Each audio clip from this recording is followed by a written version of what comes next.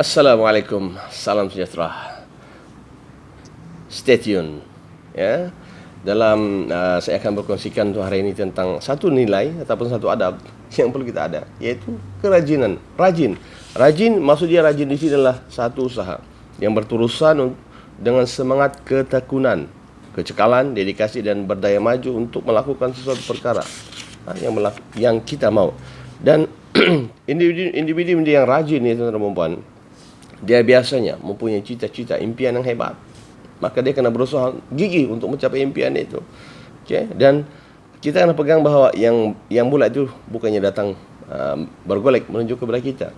Yang pipih itu tidak sebenarnya dia akan melayang menuju kepada kita. Rezeki itu tidak akan datang mudah kepada kita, melainkan dengan rajin usaha yang gigih dan punya impian yang hebat. Jadi saya akan sambung ataupun saya akan teruskanlah, yaitu bagaimana cara memupuk sifat kerajinan ini terutama di kalangan diri kita dan terutama pada pelajar-pelajar yang berada di luar sana. Ingat anak-anak di sana, ingat cara yang pertama adalah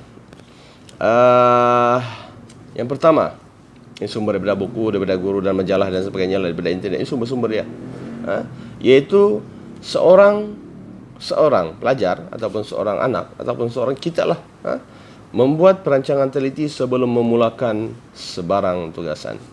Perancangan, plan, itu paling penting. Plan dia apa? Okey, biasanya plan ini dia berdasarkan kepada isu yang ada. Kita nak menjadi harta, menjadi jutawan. Itu isu dia.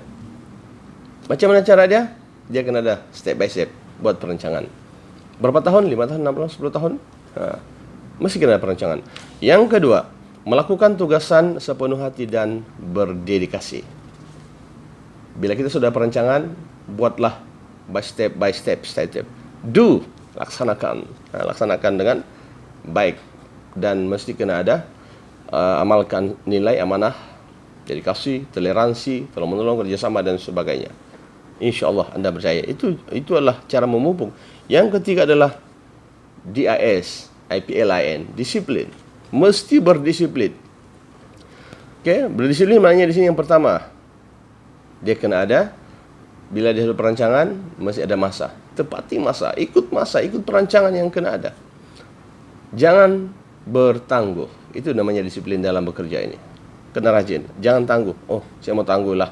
Besoklah. Last tahun depan belum siap. Macam mana? Kan? Kemudian yang keempat adalah sentiasa memotivasikan diri untuk memberikan yang terbaik.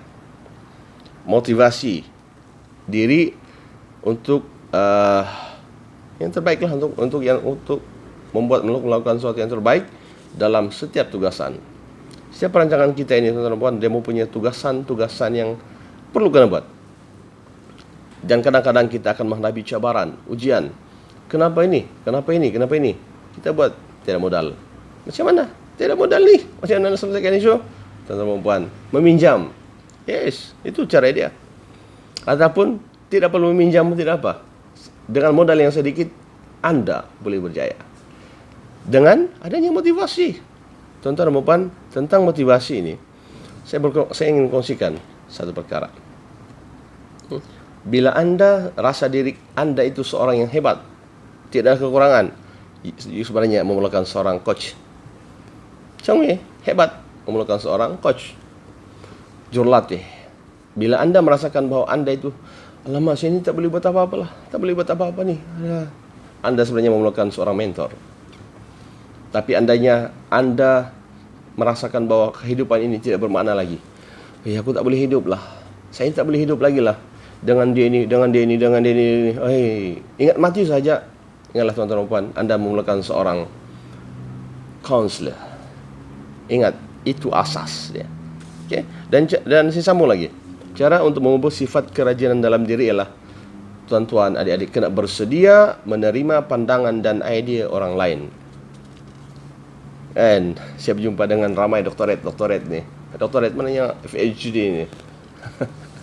Saya tanya mereka, saya ni kan student, belajar. Saya belajar dengan mereka. Tuan-tuan dan puan, sampai masa bila habis degree, you feel you the best di dunia ini. Kau sudah tahu tentang semuanya. Sebenarnya tuan-tuan dan puan, habis degree itu adalah bermulalah engkau akan menjadi seorang yang bodoh. Bodoh di sini adalah contoh. Saya mau tanyalah, siapakah kamu kenal tai ayam? Kenal? Tai ayam? Kamu kenal tai kambing? Tai kambing ini bulat-bulat. Kalau tidak tahu lah. Dan saya tanya kamu lah, siapakah timbalan Menteri Keuangan Zimbabwe? Kita tidak tahu tuan. Siapakah ketua jabatan ketua jabatan bagi kajian sains di Jepun? Siapa tuan? Ketua jabatan. Saya tidak tanya siapa menteri, siapa ni? Siapa tuan? Kita tidak tahu. Banyak yang kita tahu. Kan? Sebenarnya itulah sebabnya kita perlukan degree ni. Habis saja, kita baru bermula tuan-tuan dan puan. Maka sambunglah ke sarjana. Sambunglah kepada PhD. Sarjana, saya nasihatkan ambil satu bidang dan belajarlah. Bukan saja belajar, minta pimpinlah mereka yang sudah percaya ini. InsyaAllah anda akan rajin dan merasakan diri anda ini, you are nothing. Aku ni sebenarnya bodoh ini. Masa itu tuan-tuan dan puan, anda akan boleh menerima pandangan dan idea-idea dari orang. Belajar daripada orang-orang bisnes. Dan saya akan kongsikan juga tentang kesan jika adik-adik malas. Kepada orang yang malas, saya akan bagi tahu apa kesan dia orang-orang malas ini. Yang pertama tuan-tuan dan puan, adik-adik ialah you akan gagal dalam kehidupan anda. Malas sahaja ni memang gagal. Malas belajar. Contoh kita ambil satu kaedah, malas makan. Malas makan.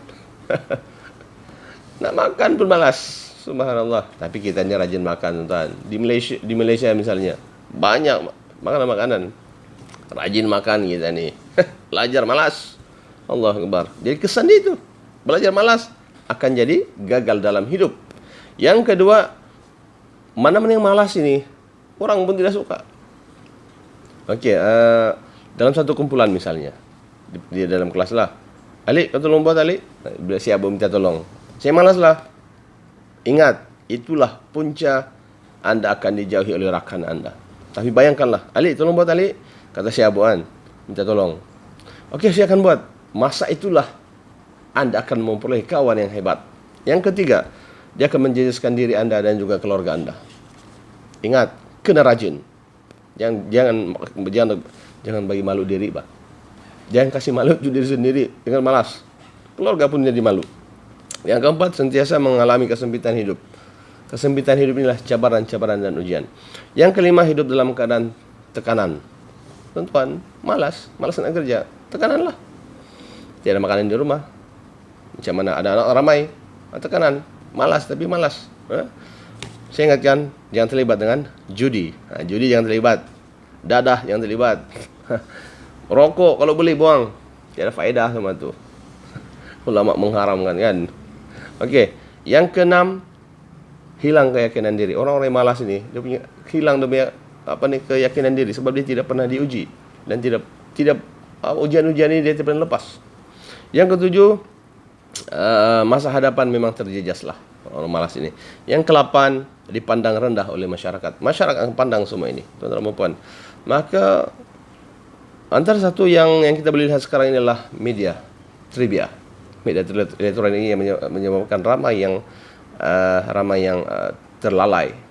Tapi ingat, jika kita rajin menggunakan trivia ini ke arah kemajuan kita, insyaAllah you are the best. Okey, saya rasa itu saja untuk perkongsian. Terima kasih.